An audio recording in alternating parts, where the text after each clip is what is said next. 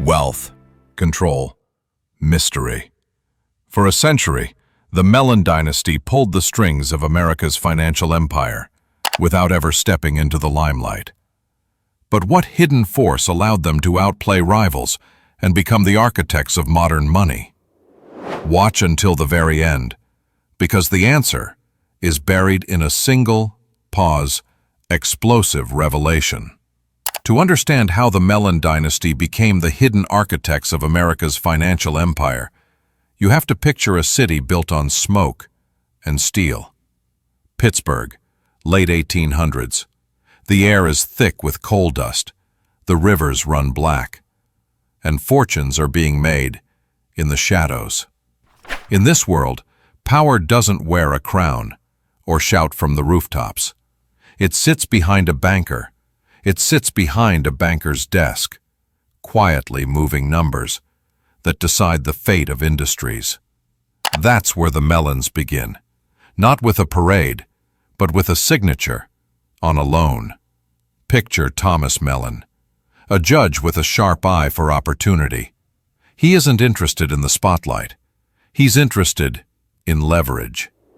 In Pittsburgh, leverage means lending money to men who build bridges, lay railroads, and dig deep for oil. Every time a new smokestack rises, a Mellon loan is behind it. But these aren't just loans, they're seeds. Each one grows into a piece of the city, and every piece pays tribute back to the Mellon vault. A vault, in this world, isn't just a safe. It's a fortress, a place where money multiplies in silence. The Mellons learn early that real power isn't loud. It compounds quietly behind closed doors. While other families chase headlines, the Mellons chase assets. They buy into steel, coal, and oil, industries that don't just make money, but shape the country itself. And every time a new tycoon rises, he finds himself owing a debt to the Mellon Bank. But the real story begins with Andrew Mellon. He's not just a banker, he's an architect of systems. Andrew sees the world as a chessboard, and every move is about control. He doesn't just lend money, he builds monopolies. A monopoly is like owning every road into a city. If anyone wants to do business, they have to pay your toll.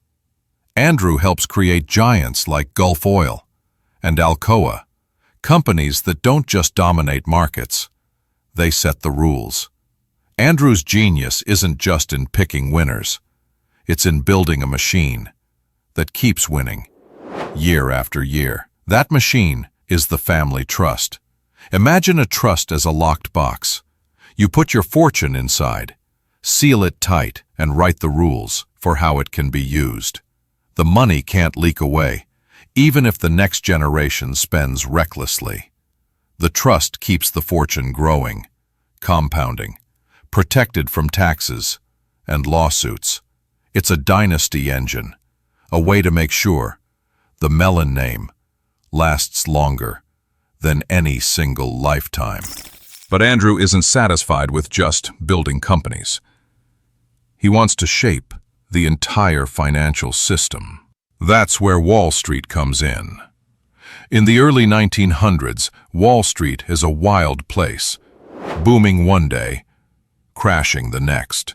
Andrew sees the chaos and decides to bring order. He helps design the Federal Reserve, America's central bank. The Fed is like a giant lever that can raise or lower the entire economy.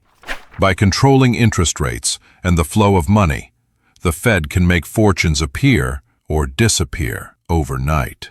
And Andrew Mellon is right there, whispering in the ear of power.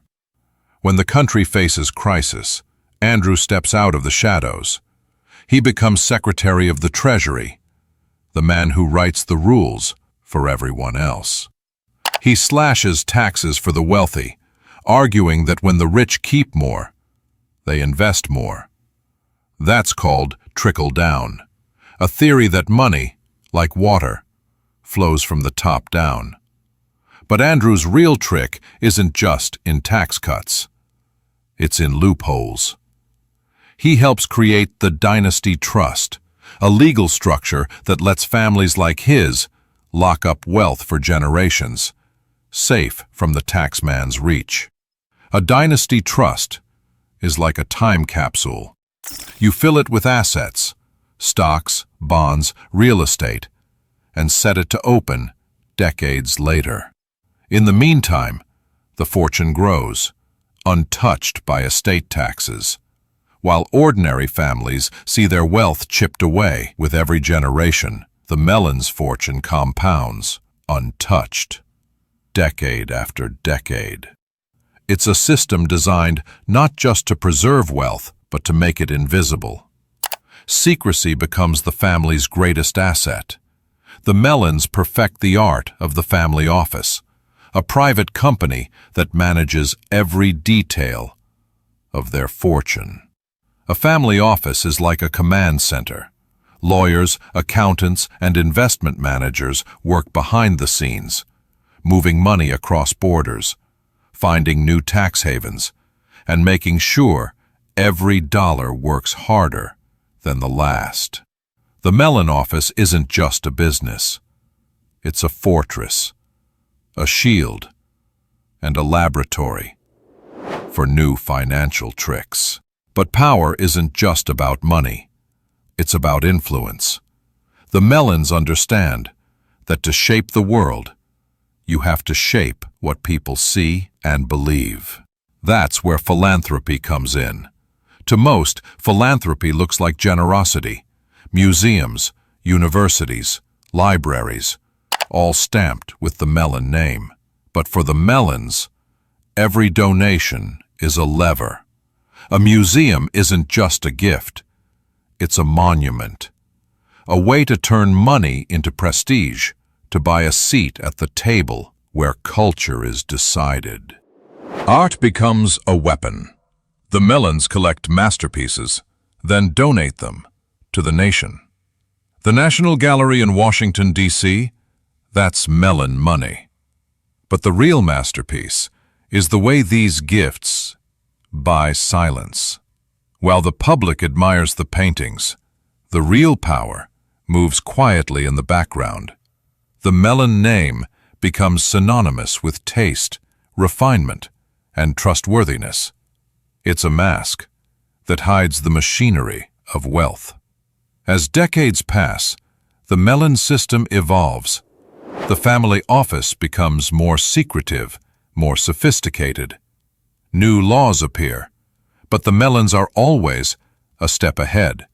When Congress tries to close tax loopholes, the family's lawyers invent new ones. Offshore trusts, shell companies, and private foundations. Each one a new layer of armor. The fortune grows, but the family's presence fades. They become the model for quiet power, influence that doesn't need to be seen, to be felt. Other dynasties take notice. The Rockefeller, DuPont, and Walton families all study the Mellon playbook. They copy the trust structures, the family offices, the art of giving with one hand and taking with the other. The Mellon model becomes the blueprint for American old money, a way to turn a single fortune into a permanent seat at the table of power. But the real genius of the Mellon system is how it survives change. Wars, depressions, new presidents, none of it shakes the foundation. When the Great Depression hits, Andrew Mellon is blamed for the crash, but the family's fortune is untouched. When new tax laws threaten the dynasty, the trusts hold firm. The money is always one step ahead, moving through a maze of legal protections. Even as the world changes, the Mellon influence remains. In the boardrooms of Wall Street, Mellon descendants still sit on the boards of the biggest banks and corporations. In Washington, their foundations fund think tanks and policy groups. In the art world, their donations decide which artists are remembered. and which are forgotten. The family's fingerprints are everywhere, but their faces are rarely seen. The secret to their power isn't just money. It's the system they built, a system that turns wealth into influence, influence into more wealth, and all of it into silence. The Mellon dynasty learned early that the loudest voice in the room is rarely the one with the most power. Real control is quiet. It's the ability to shape the rules, to write the laws, to decide who gets rich and who stays waiting outside the vault. And that's the hidden force that let the Mellons outplay their rivals and become the architects of modern money. It wasn't just luck or timing or even genius. It was the creation of a machine, a dynasty trust, a family office, a fortress of secrecy that could survive anything. While others fought for the spotlight, the Mellons built the stage, wrote the script, and collected the tickets at the door. Thanks for watching. See you in the next video.